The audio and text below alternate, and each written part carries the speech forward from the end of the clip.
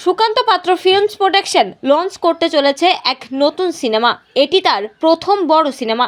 সিনেমাটির নাম ভালোবাসি তাই। তিনি বাঁকুড়ার ছেলে, নাম সুকান্ত পাত্র।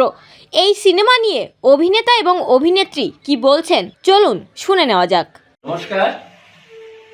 ভালোবাসি তাই কথাটা শুনলেই মনে হচ্ছে একটা ভালোবাসাময় গল্প। হ্যাঁ, আর এই ভালোবাসার গল্প হচ্ছে সুকান্ত পাত্র প্রোডাকশনের এই ছবি ভালোবাসি তাই। গল্প সংলাপ হচ্ছে সুকান্ত পাত্রের, আর এই ছবির চিত্রনাট্য, পরিচালনা এবং জিওপি মানে ক্যামেরার দায়িত্বে রয়েছেন তন্ময় মণ্ডল। এবং আপনাদের এই ভালোবাসি তাই ছবিটি দেখতে হবে, কারণ এখানে একটা ঘাত প্রতিঘাত যেমন রয়েছে, ভালোবাসার জয় পরাজয় রয়েছে, পাশাপাশি রয়েছে আবেগপ্রবণ স্নেহ ভালোবাসার কিছু জায়গা।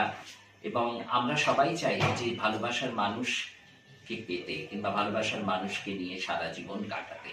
তাই এখানকার গল্পের যিনি প্রধান চরিত্র সুকান্ত এবং সেই ভালোবাসার পাত্রী স্নেহা, তারা কি পেরেছে কিংবা পারল কি তাদের সেই ভালোবাসাকে জয় করতে, তাদের জীবনকে কাটাতে, এটা জানবার জন্য আপনাদের দেখতে হবে। পাশাপাশি তার সঙ্গে আরো অনেক বিভিন্ন দৃশ্য রয়েছে, মজার গল্প রয়েছে, খুব সিরিয়াস কিছু ঘটনা রয়েছে, সেগুলো জানবার জন্য অবশ্যই আপনাদের দেখতে হবে ভালোবাসি তাই।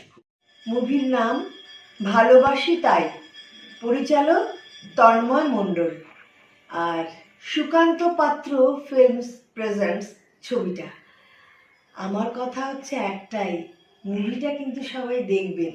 সুকান্ত পাত্র নিবেদিত এবং তন্ময় মণ্ডল পরিচালিত ছবি ভালোবাসি তাই। ছবিটি যখন দেখবে আমাকে দেখতে পাবে, আমি আছি এই ছবিতে। আমি এইখানে অভিনয় করছি হিরোইনের বাবার একজন খুব কাছের বন্ধুর ক্যারেক্টারে, এবং হিরোইনের খুব একজন ভালো শুভাকাঙ্ক্ষী, যে হিরোইনের সবসময় ভালো চায়। তাই নিয়ে গল্পটা খুবই সুন্দর, একটা অসাধারণ গল্প, একটা সাধারণ ছেলের ভালোবাসার গল্প। সেই ভালোবাসা কি পরিণতি পাবে তাদের?